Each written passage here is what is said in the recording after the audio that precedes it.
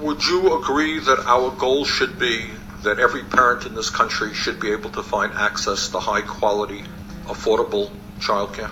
I think we have to move towards that opportunity to universal access. Again, the more we're getting to our children early, the better they're going to do. In terms of prevention and protecting people's well-being and saving money, I know Senator Harkin has been a leader on this.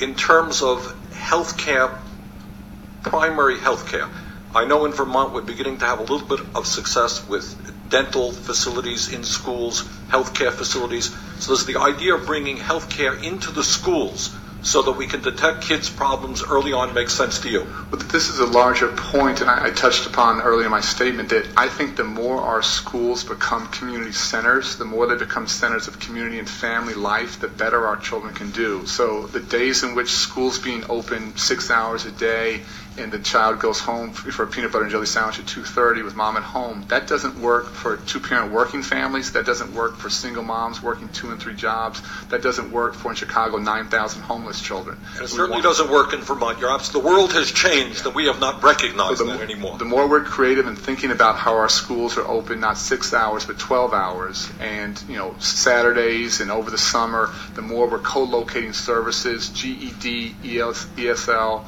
healthcare clinics, the more those schools become the centers of community life, the better our children are going to do. I know that President-elect Obama has been very strong on this issue, and I am, and I'm sure many other members of this committee are, and that's the concept of expanded education, to make it clear that after-school programs should be available, that Saturday programs should be available, that summer programs should be available, so kids, especially lower-income kids, don't lose what they have learned.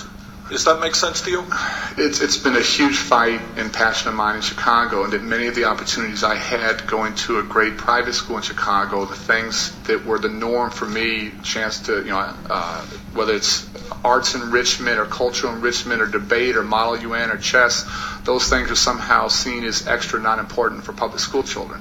And so we've fought very, very hard to dramatically increase, whether it's during the school day or, again, during the non-school hours, to give every child the opportunity to develop their skills, to develop their unique interests and talent, and give them reason to be motivated to come to school every single day.